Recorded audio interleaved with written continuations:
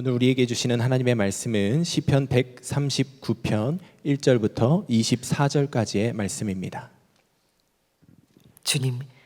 주님께서 나를 샅샅이 살펴보셨으니 나를 환히 알고 계십니다. 내가 앉아있거나 서있거나 주님께서는 다 아십니다. 멀리서도 내 생각을 다 알고 계십니다. 내가 길을 가거나 누워있거나 주님께서는 다 살피고 계시니 내 모든 행실을 다 알고 계십니다. 내가 혀를 놀려 아무 말 하지 않아도 주님께서는 내가 하려는 말을 이미 다 알고 계십니다. 주님께서 나의 앞뒤를 두루 감싸주시고 내게 주님의 손을 얹어주셨습니다. 이 깨달음이 내게는 너무 놀랍고 너무 높아서 내가 감히 측량할 수조차 없습니다. 내가 주님의 영을 피해서 어디로 가며 주님의 얼굴을 피해서 어디로 도망치겠습니까? 내가 하늘로 올라가더라도 주님께서는 거기에 계시고 스올에다 자리를 펴더라도 주님은 거기에도 계십니다. 내가 저 동력 너머로 날아가거나 바다끝 서쪽으로 가서 거기에 머무를지라도 거기에서도 주님의 손이 나를 인도하여 주시고 주님의 오른손이 나를 힘있게 붙들어 주십니다. 내가 말하기를 어둠이 와랑 나에게 달려들어서 나를 비추던 빛이 밤처럼 되어라 해도 주님 앞에서는 어둠도 어둠이 아니며 밤도 대낮처럼 밝으니 주님 앞에서는 어둠과 빛이 다 같습니다. 주님께서 내 장기를 창조하시고 내 모태에서 나를 짜맞추셨습니다. 내가 이렇게 빚어진 것이 오묘하고 주님께서 하신 일이 놀라워 이 모든 일로 내가 주님께 감사를 드립니다. 내 영혼은 이 사실을 너무도 잘 압니다. 은밀한 곳에서 나를 지으셨고 땅속 깊은 곳 같은 저 모태에서 나를 조립하셨으니 내 뼈 하나하나도 주님 앞에서는 숨길 수 없습니다.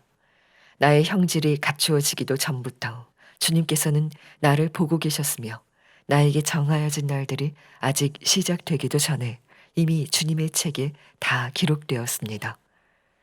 하나님, 주님의 생각이 어찌 그리도 심오한지요. 그 수가 어찌 그렇게도 많은지요. 내가 세려고 하면 모래보다 더 많습니다. 깨어나 보면 나는 여전히 주님과 함께 있습니다. 하나님, 주님께서 악인을 죽여만 주신다면 피 흘리게 하기를 좋아하는 자들아 내게서 물러가거라. 그들은 주님을 모욕하는 말을 하며 주님의 이름을 거슬러 악한 말을 합니다.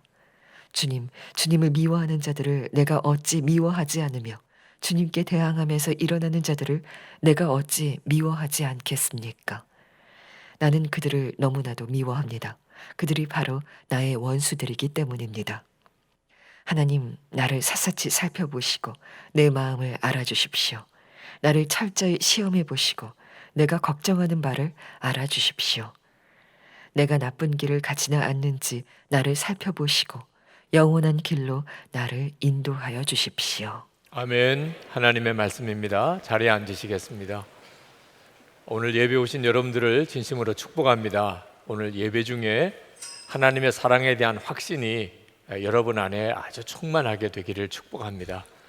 어느 고3 교실 급훈에 엄마는 다 보고 있다 라는 말을 들었습니다. 느낌이 확 옵니다. 엄마는 학교에 있으나 학원 가나 다 보고 있어. 쓸데없는 짓 하지 말고 공부 열심히 해서 좋은 대학 가야 돼. 그런 뜻이죠. 그런데 하나님도 꼭 그런 느낌으로 믿으시는 분들이 있습니다. 하나님은 다 보고 있어.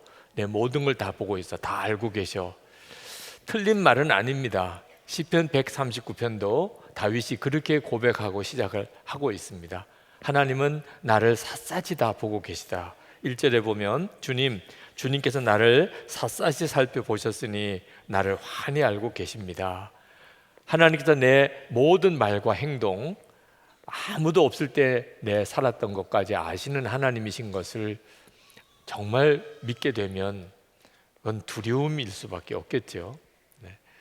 실제로 24시간 주님을 바라보라, 예수님이 우리 마음에 계시다 했을 때 그걸 두려움으로 받아들이는 분들이 있습니다. 숨이 막혀서 어떻게 살아, 이렇게 생각하시는 분들도 있습니다. 근데 다윗은 하나님이 그냥 우리가 말하고 행동하는 걸 보는 것뿐만 아니고 우리의 마음의 생각까지도 다 알고 계시다고 말씀합니다. 2절에 보면 내가 앉아 있거나 서 있거나 주님께서는 다 아십니다. 멀리서도 내 생각을 다 알고 계십니다. 4절에 보면 내가 혀를 놀려 아무 말을 하지 않아도 주님께서는 내가 하려는 말을 이미 다 알고 계십니다. 이런 하나님이시니 하나님 앞에서 누가 당당할 수 있겠습니까? 그렇죠? 다윗도 그런 하나님을 피해서 도망가려고 했었던 고백을 합니다. 마치 아담이 선악과 따먹고 하나님 앞에 나가지 못하고 숨었던 것처럼 다윗도 하나님에게서부터 어떻든지 한번 도망가 보려고 했던 고백을 합니다. 7절에 보면 내가 주님의 영을 피해서 어디로 가며 주님의 얼굴을 피해서 어디로 도망치겠습니까? 11절에 보면 내가 말하기를 어둠이 와락 나에게 달려들어서 나를 비추던 빛이 밤처럼 되어라 해도 모든 것이 다 드러나서 하나님이 다 알고 계신 상황에서 어둠이 덮쳐서 아무도 나를 보지 못하는 그런 상황이 되면 좋겠다. 어딘가 좀 숨었으면 좋겠다. 그런 느낌을 우리가 여기서 얻게 되죠. 그런데 자신의 모든 것을 다 아시는 하나님이라는 것을 어느 순간에 두려움이 아니고 이게 놀라운 하나님의 은혜구나 라고 다윗이 깨달아지기 시작합니다. 이건 정말 놀라운 일입니다. 구원받은 사람은 그런 변화가 일어납니다. 하나님이 나를 다 보고 계셔. 내 모든 것을 다 알고 계셔. 내가 잘못한 거, 은밀한 가운데 지었던 죄까지 하나님은 다 보셔. 그 두려운 일이죠. 그런데 어느 순간에 그것이 참 은혜다. 그런 마음이 되는 것이 참 놀랍지요. 5절에 이렇게 표현합니다. 다윗이 주님께서 나의 앞뒤를 두루 감싸주시고 내게 주님의 손을 얹어주셨습니다. 이 깨달음이 내게는 너무 놀랍고 너무 높아서 내가 감히 측량조차 할 수 없습니다. 하나님이 나를 눈동자같이 그렇게 지켜보고 계시다고 하는 것이 어느 순간에 하나님이 나를 감싸시고 계시고 하나님이 내게 손을 얹으시고 계시다는 것으로 이해가 되는 거예요. 그래서 그 변화가 너무 놀랍다는 거예요. 하나님이 항상 나를 알고 계시고 지켜보신다는 게 사실은 내게 큰 은혜구나. 정말 그랬으면 좋겠어. 그렇게 변화되어지는 이 놀라운 고백을 지금 다윗이 하고 있는 겁니다. 여러분도 구원받았으면 여러분 안에 똑같은 일이 벌어지게 됩니다. 하나님이 나를 정말 다 알고 계시다고, 진짜 나를 지켜보고 계시다고, 정말 그랬으면 좋겠어 라는 마음. 8절에 보면 스올에다 자리를 펴더라도 주님은 거기에도 계십니다. 여기 스올은 지옥을 말하는데 또 비유적으로 지옥과 같은 상태를 말하기도 합니다. 완전히 죽은 것 같은 상태. 얼마나 비참했으면 지옥에 있는 것 같은 상태겠습니까? 다윗이 지금 그런 처지에 있는 거예요. 말할 수 없이 어려운 처지에 있습니다. 그런데 하나님이 나를 지켜보고 계신다는, 그것은 하나님이 나를 노려보시는 게 아니고 하나님이 나를 붙잡고 계시다고 이해가 되는 거예요. 그래서 이렇게 10절에는 이렇게 고백합니다. 거기에서도 주님의 손이 나를 인도하여 주시고 주님의 오른손이 나를 힘있게 붙들어 주십니다. 그러니까 하나님이 나를 지켜보고 계시는 것이 나를 뭐 잘못하는 거 없나 하고 노려보시고 계신 게 아니고 나를 어떻든지 포기할 수 없으시고 나를 버리지도 않으시고 그래서 하나님이 나를 붙잡고 계시다는 의미로 깨달아진 거예요. 여러분 모두에게도 그렇습니다. 예수님이 여러분 안에 계시고 여러분과 늘 함께 계신 것은 두려운 일이 아니고 말할 수 없는 은혜입니다. 요한계시록을 보면 7교회에 편지를 하는데 서머나 교회에 주님은 이렇게 말씀하십니다. 요한계시록 2장 9절에 나는 내가 당한 환난과 궁핍을 알고 있다. 서머나 교회 교인들은 이 말씀을 들었을 때 울었을 거예요. 예수님 때문에 환난을 당하고 핍박을 당하고 궁핍해졌습니다. 그런데 주님이 다 알고 계시대요. 그러면 된 거죠. 주님이 다 보고 계시구나. 우리가 겪는 이 고난, 이 환난, 이 궁핍을 주님이 다 알고 계시구나. 그 순간에 그들이 겪었던 모든 고통과 두려움이 싹 사라지는 은혜를 받았을 거예요. 그런데 3장에 가서는 4대 교회에 대해서 너는 살았다 하는 이름은 가졌으나 실상은 죽은 자라, 그런 말씀을 하십니다. 이런 극언을 들은 교회는 없어요. 너는 죽었어, 이런 말씀을. 어떻게 생각하면 진짜 두려운 거죠. 그런데 사실 이 말씀도 주님이 4대 교회에 대하여 무섭게 책망하는 말씀이지만 또 한편으로는 사랑이었어요. 만약에 4대 교회가 진짜 죽은 교회라면 편지 쓸 이유도 없어요. 이미 죽은 교회에다가 무슨 말씀을 또 합니까? 4대 교회가 거의 죽은 것 같은 상태지만 아주 죽은 것은 아니기 때문에 우리 주님이 4대 교회에다가 그렇게 경고의 말씀을 하시는 겁니다. 여러분, 죽은 시체를 보면 누구나 가까이 하기 싫을 거예요. 그런데 죽어가는 사람을 보면 어떻게 합니까? 달려들어서 인공호흡도 하고 그를 어떻든지 죽지 않게 하려고 간절해지잖아요. 4대 교회를 보시는 주님의 마음이 꼭 그 마음인 겁니다. 정말 죽어가는 그 교회를 살리시려고 하는 그 간절함이 4대 교회에 주님의 그 말씀으로 임한 거죠. 깨닫고 보면 책망을 받는 것도 은혜입니다. 왜? 주님이 나를 버리지 않으셨다는 증거고 나와 함께 계시다는 증거고 그리고 내게 말씀하시는 거잖아요. 책망이라도 좋으니 주여 내게 말씀해 주소서. 진짜 영적인 갈급함이 있는 사람은 꼭 칭찬만 듣기 원하는 것도 아닙니다.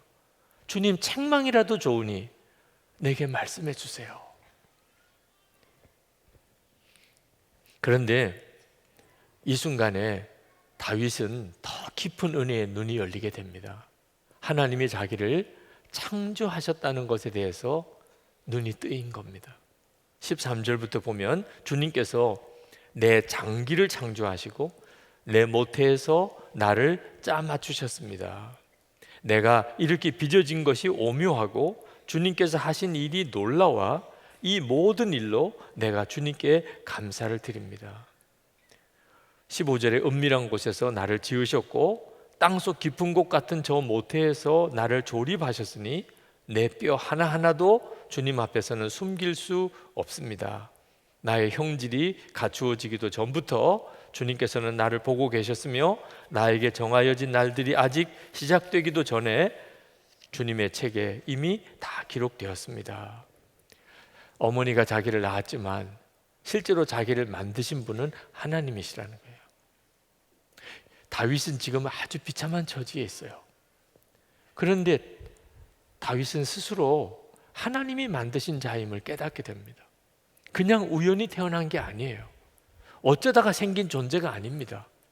비록 지금 형편이 대단히 비참하지만 스월에 있는 것 같이 자기 삶이 지옥에 있는 것 같은 그런 고통스러운 형편이지만 원래는 하나님의 계획이 있었어요. 그리고 하나님이 직접 만드셨어요.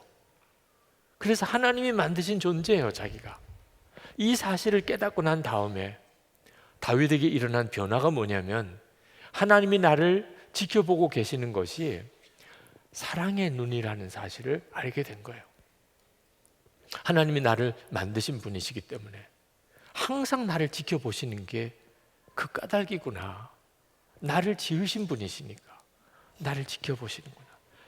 이걸 깨닫고 난 다음에 다윗 안에 모든 낙심과 좌절, 두려움이 다 사라졌습니다. 어머니의 사랑의 눈보다도 더한 사랑의 눈으로 나를 보고 계시다. 섬세하고 그리고 자상하게 정말 구체적인 보살핌으로 지금도 주님이 나와 함께 계시다. 이 사실이 진짜 믿어지고 나니까 이렇게 고백하게 됩니다. 17절, 18절에 하나님, 주님의 생각이 어찌 그리도 심오한지요. 그 수가 어찌 그렇게도 많은지요. 내가 세려고 하면 모래보다 더 많습니다. 깨어나 보면 나는 여전히 주님과 함께 있습니다. 여러분, 이 은혜를 지금 우리가 받고 있는 거예요. 다윗만 아니고 예수 그리스도 안에서 우리는 하나님이 만드신 자고, 그리고 항상 우리와 함께 계시는 은혜를 받고 있습니다. 시편 139편은 그대로 우리의 노래예요. 여러분이 이 사실이 믿어지지 않으시는 분이 있는 것 같아요. 하나님이 진짜 정말 나를 그렇게 사랑하실까? 정말 내 아버지가 되실까? 이스라엘 백성들이 바벨론의 포로로 잡혀갔을 때 그들은 하나님이 자기들을 버리셨다, 하나님이 자기들을 잊어버리셨다고 생각했습니다. 그때 하나님이 이사야 선지자를 통하여 하나님의 마음을 그렇게 증거하셨습니다. 이사야 49장 14절 15절에 보면, 그런데 시온이 말하기를 주님께서 나를 버리셨고 주님께서 나를 잊으셨다 하는구나. 어머니가 어찌 제 젖먹이를 잊겠으며 제 태에서 낳은 아들을 어찌 긍휼히 여기지 않겠느냐. 비록 어머니가 자식을 잊는다 하여도 나는 절대로 너를 잊지 아니하겠다. 보아라 예루살렘아, 내가 내 이름을 내 손바닥에 새겼고 내 성벽을 늘 지켜보고 있다. 때때로는 우리의 현실이 하나님이 진짜 나를 사랑하시는 건가? 그게 믿어지지 않는 순간이 우리에게도 있지만, 여러분이 믿음 하나만큼은 분명히 가져야 합니다. 하나님은 너를 정말 창조하셨고 하나님은 여러분과 늘 함께 계십니다. 주님께서 왜 나와 함께 하실까? 나를 알기는 하실까? 오늘 이 예배 드릴 때 이렇게 많은 사람, 3,000명 가까운 사람들이 이 자리에 모여서 예배 드리는데 하나님이 내 이름을 아실까? 내 삶을 아실까? 그런 질문이 나올 수도 있어요. 그죠? 하나님께서 말씀하십니다. 내가 너를 낳았다고, 내가 너를 만들었어. 그런데 내가 어떻게 너를 잊을 수 있어? 내가 어떻게 너를 모를 수가 있어? 내가 너를 어떻게 지키지 않을 수가 있겠어? 여러분이 오늘 분명히 들으셔야 돼요. 아니, 하나님이 나를 창조하셨다는 것을 어떻게 믿을 수 있어요? 또 그런 질문이 나올 수도 있습니다. 여러분, 여러분의 어머니가 여러분을 낳았다는 것을 여러분은 어떻게 믿으세요? 여러분이 그걸 보셨습니까? 여러분 낳는 것을? 그런데도 우리 어머니구나, 우리 아버지구나 어떻게 알아요? 똥기저귀 갈아준 거 보면 알지요. 어린아이 똥기저귀 갈 때 엄마와 다른 사람은 벌써 보는 눈이 다릅니다. 느낌이 있는 거잖아요. 나를 위해서 신경 써주고 나를 자기 자신보다 더 사랑하고 아끼고, 아, 우리 엄마 맞구나. 꼭 낳을 때 보아야 합니까? 하나님이 나를 창조하신 것도 마찬가지예요. 십자가를 보면 알잖아요. 하나님께서 도대체 왜 당신의 아들 독생자를 십자가에 못 박아 죽이시고 나 같은 자를 구원하셨을까요? 하나님이 낳아주셨으니까 그렇잖아요. 아니, 우리 마음이 시궁창보다도 더 더럽고 세상의 만물보다도 더 부패한 게 우리 마음인데 예수님께서 왜 우리 마음에 오셨지요? 나를 낳아주셨으니까, 나를 만드신 분이시니까, 나를 포기할 수 없는 거잖아요. 하나님이 진짜 나를 창조하셨나? 하나님이 정말 나를 사랑하시나? 여전히 믿어지지 않으신다는 분, 이제는 십자가를 보고 여러분을 여기까지 인도하신 주님을 정말 믿고 이제는 완전한 확신을 가지셔야 돼요. 하나님이 나 사랑하지 않으셨다면 있을 수 없는 일이잖아요. 혹시 여러분 중에 나는 이제 희망이 없어, 끝인가 봐, 그렇게 생각되시는 분이 있으십니까? 하나님이 나를 만드셨기에 나를 대신해서 예수님을 십자가에 못 박아 죽이셨고, 하나님이 나를 창조하셔서 어머니의 사랑보다도 나를 더 사랑하시니까 예수님께서 내 안에 오셔서 나와 영원히 동행하시는 거예요. 주님이 약속하셨잖아요. 세상 끝날까지 너희와 항상 함께 있으리라. 하나님은 나를 잊을 수도 포기할 수도 없으세요. 여러분, 이것이 진짜 사실이라면 그러면 무엇이 두렵습니까? 하나님이 나 사랑하시는 게 맞구나. 그리고 지금 나와 함께 계시구나. 여러분이 이 사실을 정말 믿게 되면 무엇이 여러분들을 무너뜨릴 수 있겠습니까? 요한계시록 강해를 하면서 요한계시록 1장을 묵상하다가 울었어요. 요한계시록 강해를 하면서부터 울기 시작했어요. 요한이 정말 마음이 무너져 있었습니다. 반모섬에서 나이는 많이 늙었지요. 핍박이 일어나면서 수많은 성도들이 배교하는 일도 생기지요.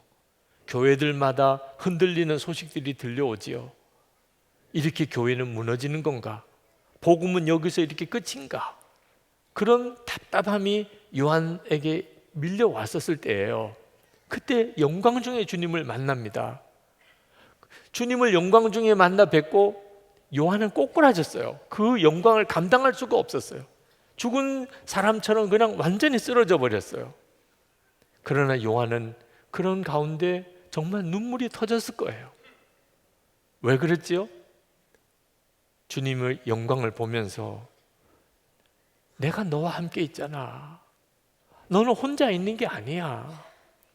그런 주님의 음성을 요한이 들었기 때문이죠. 제 마음에도 그때 눈물이 터졌던 것은 한국 교회의 현실을 보고 참 안타깝고 답답했을 때였어요. 그런데 그 요한의 심정이 그대로 느껴지더라. 주님은 여전히 우리와 함께 계세요. 한국 교회를 떠나지 않으셨어요.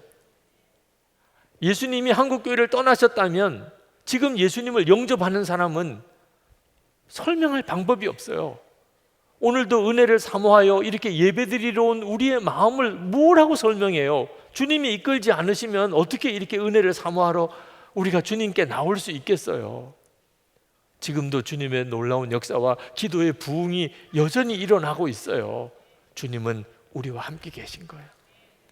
주님이 우리와 함께 계시다면 그것으로 충분한 거죠. 아직도 끝은 아닌 거죠. 정말 하나님이 무서운 하나님이라고 그렇게 여기던 전도사님이 계셨습니다. 하나님은 나를 잘못하나 안 하나 지켜보신 하나님, 잘못하면 무섭게 벌 주신 하나님, 그렇게만 믿고 있었어요. 그런데 한 번은 집회 때 제가 설교를 했었던 모양입니다. 그런데 제가 했던 설교의 내용이 예수 그리스도께서 우리 안에 계시다는 내용이에요. 저는 어디 가도 그 이야기밖에 하는 게 없나 봅니다. 그런데 그 설교를 듣는데 엄청 화가 나더래요. 예수님이 우리 안에 계시다고 하는 말씀을 듣고 화가 나더래요. 아니 왜 그렇게 부담스럽게 말하는 거야? 아니 왜 우리를 그렇게 자꾸 옥죄는 거야? 그렇지 않아도 무서워 죽겠는데 항상 내 마음에 계시다니 우리는 어떻게 살라는 거야? 이렇게 느껴지더래요. 그런데 참 이상하게 동시에 또 마음 한쪽 편에서는 뜨거운 갈망이, 설명할 수 없는 갈망이 일어나는 거예요. 주님이 정말 나와 함께 계시면 얼마나 좋을까?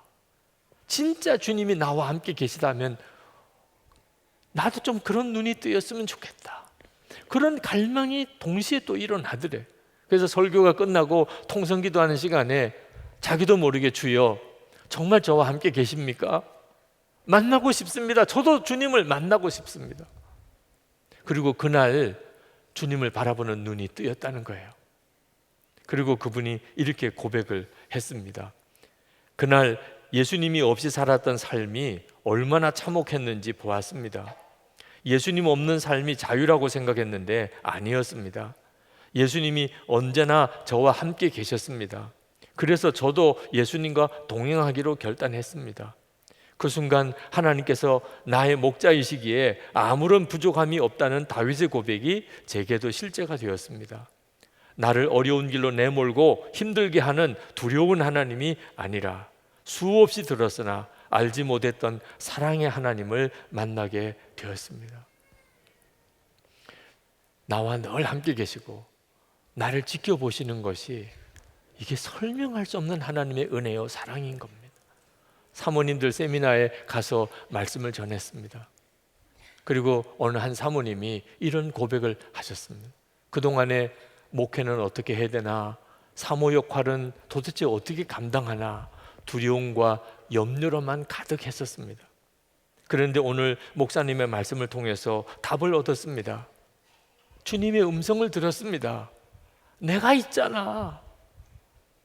그렇습니다. 주님이 나와 함께 계시면 아무것도 문제가 될 게 없었습니다. 여러분, 항상 나와 함께 계시는 하나님, 나의 모든 것을 지켜보시는 하나님은 우리 인생의 답입니다. 정말 구원의 메시지입니다. 그것은 하나님이 나를 사랑하시니까, 나를 만드신 분이시니까 그렇게 하시는 거예요. 그러나 여러분 중에는 또 이런 질문하는 분이 있을 겁니다. 하나님이 나를 그렇게 만드셨고 그리고 나와 그렇게 함께 하신다면 왜 내 삶은 이 모양인가요? 그런 질문하시는 분도 있으실 거예요. 여러분, 하나님이 나와 함께 계시는 것, 나를 사랑하시는 것, 감사하다, 이렇게 끝내니까 문제인 거예요. 하나님이 항상 나와 함께 계시다면 그러면 우리는 어떻게 살아야 하는 거죠? 그 하나님을 따라 살아야 하는 거죠. 하나님 보고 나 따라오라고 하면 안 되는 거죠. 이 점에 대해서 방향 전환이 필요한 겁니다. 여러분이 하나님이 나를 창조하신 것을 진짜 믿는다면, 하나님이 여러분과 함께 하신 것이 정말 믿어진다면 이제는 결론은 분명합니다. 주님 따라 사는 거예요. 시편 139편 19절에서 22절까지 보면 다윗 주변에는 악한 자들이 많았습니다. 그 악한 자들로 인해서 다윗이 엄청난 고통을 겪고 있었어요. 그때 다윗은 하나님께 탄식하면서 구했습니다. 그 악한 자들을 다 없애달라고. 그런데 다윗은 자기 주변에 있는 악한 자들을 없애달라고만 기도하지 않았다는 것을 잘 기억해야 합니다. 그리고 마지막 23절, 24절에 다윗은 이렇게 기도합니다. 하나님, 나를 샅샅이 살펴보시고 내 마음을 알아주십시오. 나를 철저히 시험해 보시고 내 걱정하는 바를 알아주십시오. 내가 나쁜 길을 가지는 않는지 나를 살펴보시고 영원한 길로 나를 인도하여 주십시오. 이것이 하나님이 창조하셨다는 사실을 믿고 항상 하나님이 함께 계신다는 것을 믿는 성도의 기도예요. 다윗은 처음에는 하나님이 자기를 샅샅이 살펴보신다는 것이 두려웠어요.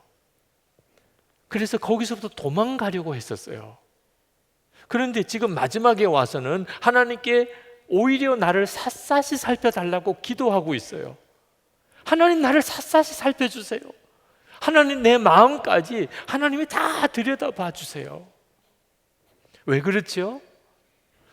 악한 자, 그렇게 없애달라고 하는 그 악한 자와 나는 뭐가 다르냐 말이에요. 세상의 악한 자들과 하나님을 믿는 우리들은 뭐가 다르지요? 항상 주님을 바라보는 게 다른 것입니다. 항상 주님을 바라보니까, 그러니까 내 마음도 하나님이 기뻐하지 않는 것을 품을 수가 없는 거예요. 그리고 그렇게 살고 싶어서 하나님께 살펴봐 달라고, 나를 좀 제발 샅샅이 살펴봐 달라고, 내 마음속까지 하나님이 다 들여다 달라고, 숨김없이 하나님 앞에 다 내어놓고 없애야 될 것이면 다 버리고 주님이 기뻐하는 마음만 품고 그렇게 살겠노라고 그렇게 결단하는 거잖아요. 여기서 진짜 하나님이 창조하신 자와 하나님이 함께하는 자의 구별된 삶이 있는 거예요. 그리고 하나님의 영광이 나타나게 되는 겁니다.